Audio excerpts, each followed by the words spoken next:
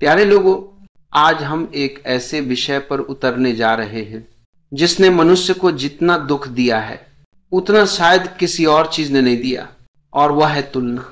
मनुष्य दूसरों से कम नहीं है, मनुष्य बस खुद से दूर है।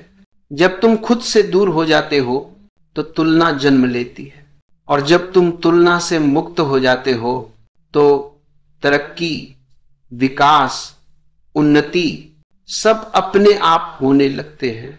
आज की बात बहुत सरल है लेकिन अनुभव में बहुत गहरी है। तुलना छोड़ो, तरक्की पकड़ो, खुद पर ध्यान दो। तुमने ध्यान दिया, तुलना हमेशा बाहर की होती है, तुम कभी अंदर की तुलना नहीं करते। तुमने कभी यह नहीं कहा कि मेरा मन आजकल से कितना शांत है। तुमने ये नहीं देखा कि तुम्हारी समझ पिछले साल से कितनी बढ़ी। लेकिन तुम्हें यह जल्दी दिख जाता है कि पड़ोसी के घर में नई बाइक आई है, किसी दोस्त को अधिक लाइक्स मिले हैं, या किसी रिश्तेदार का बच्चा तुमसे तेज है। जैसे ही तुम दूसरों को देखना शुरू करते हो, तुम अपना केंद्र खो देते हो। तुम्हारा ध्यान बाहर बह जाता है, और जहां ध्यान बाहर बहता है वहीं से तुम खुद से खाली होने लगते हो। यही तुलना की शुरुआत है। तुलना धीरे धीरे तुम्हें अधूरा महसूस कराती है, और अधूरा महसूस करने वाला व्यक्ति कभी तरक्की नहीं कर सकता। तुम्हारी क्षमता, तुम्हारी ऊर्जा, तुम्हारे गुण सब तुलना के बोझ में दब जाते हैं। याद रखो, तुलना जितनी बढ़ती है उतना तुम अपने आप से गरीब हो जाते हो। तुलना इसलिए नहीं होती क्योंकि तुम कमजोर हो, तुलना इसलिए होती है क्योंकि तुम्हें पता नहीं कि तुम कौन हो। जिस दिन तुमने खुद को जान लिया, किसी से भी तुलना की जरूरत नहीं रहेगी। गुलाब और सूरजमुखी की तुलना नहीं की जा सकती, दोनों सुंदर हैं लेकिन अलग हैं। वैसे ही तुम किसी और जैसे बन ही नहीं सकते, तुम बस अपने जैसे ही बन सकते हो। दुनिया तुम्हें हमेशा बताएगी कि तुम कम हो, क्योंकि जब तुम खुद को कम समझ लेते हो तभी दुनिया तुम्हें कंट्रोल कर पाती है। तुलना समाज का सबसे पुराना हथियार है।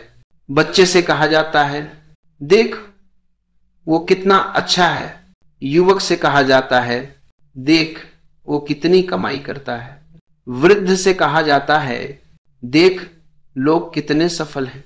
कभी किसी ने यह नहीं कहा, देख तुम कल से कितने बेहतर हो, क्योंकि यह कहने से तुम्हारी यात्रा भीतर शुरू हो जाती है, और भीतर जाने वाला मनुष्य तुलना से मुक्त हो जाता है। तुलना तभी खत्म होती है जब तुम तीन बातों को समझ लो। एक, हर व्यक्ति की यात्रा अलग है। किसी की शुरुआत तुमसे आगे हो सकती है, लेकिन इसका अर्थ यह नहीं कि उसका अंत भी आगे होगा। दो, हर व्यक्ति की गति अलग है। किसी का तेज होना उसकी जीत नहीं, उसका स्वभाव है। तीन, हर व्यक्ति का लक्ष्य अलग है। तुम जिसका पीछा कर रहे हो शायद वह खुद खाली है। अगर तुम किसी ऐसे व्यक्ति से तुलना कर रहे हो जिसकी दिशा ही तुम्हारी नहीं, तो तुम अपनी मंजिल खो दोगे।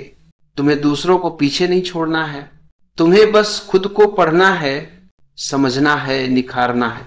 तुलना छोड़ते ही ऊर्जा वापस भीतर लौटती है, और जब ऊर्जा भीतर बहती है तुम विकास की तरफ चल पड़ते हो।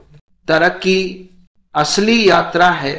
तरक्की का अर्थ है अपने सबसे अच्छे संस्करण की तरफ बढ़ना। तरक्की प्रतियोगिता नहीं है, तरक्की एक व्यक्तिगत क्रांति है।